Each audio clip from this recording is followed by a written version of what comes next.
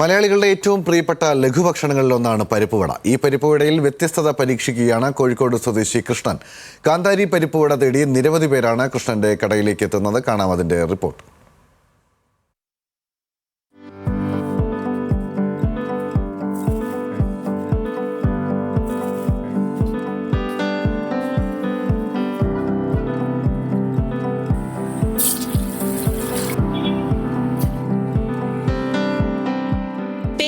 കൂത്താളിയിലെ ടൗണിനടുത്തുള്ള ഈ പേരില്ല കടയിലാണ് കൃഷ്ണേട്ടൻ വർഷങ്ങളായി വ്യത്യസ്ത രുചിയുള്ള കാന്താരി പരിപ്പുവട തയ്യാറാക്കുന്നത്. തുടക്കകാലത്ത് വെറും 500 ഗ്രാം പരിപ്പിന് 100 ഗ്രാം കാന്താരി വേണ്ടി വന്ന സ്ഥാനത്ത് ഇന്ന് 2.5 കിലോ കാന്താരിയാണ് ദിവസേന വേണ്ടിവരുന്നത്.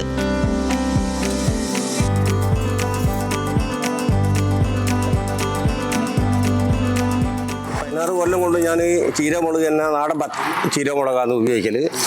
വേറെ ഒരു മുളക് കൂടി അതിൻ്റെ അകത്ത് ലെവലേശം കൂട്ടില്ല. എന്നാന്ന് വെച്ചിട്ടുണ്ടെങ്കിൽ എനിക്ക് ഓർഡർ വരുന്നുണ്ട്.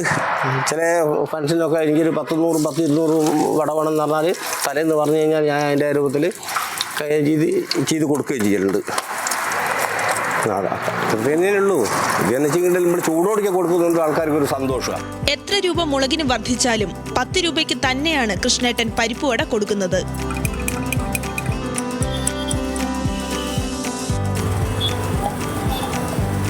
ഞാൻ സ്ഥിരമായിട്ട് ഇവിടുന്ന് കഴിക്കുന്ന വ്യക്തിയാണ്.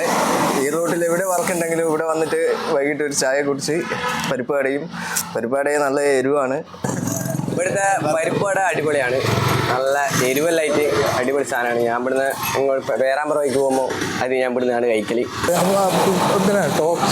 നല്ല ഇരിയൊറ്റ കാരണം കൊണ്ടാണ് നമ്മൾ വരുന്നത്.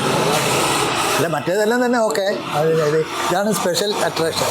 പരിപ്പുവടയ്ക്കാണ് വരുന്നതെങ്കിൽ 3 മണിക്ക് ശേഷം വരണം. അതിനു മുൻപേ വരുന്നവർക്ക് പഴംപൊരി, ഉള്ളിവട തുടങ്ങിയ എണ്ണക്കടികൾ മാത്രമേ ലഭിക്കുകയുള്ളൂ. കാന്താരിയുടെ എരിവ് പോലെ തന്നെ പരിപ്പുവടയുടെ രുചിയുടെ വിശേഷവും അത്ര പെട്ടെന്ന് തീരുന്നതല്ല. ന്യൂസ് മലയാളം, കോഴിക്കോട്.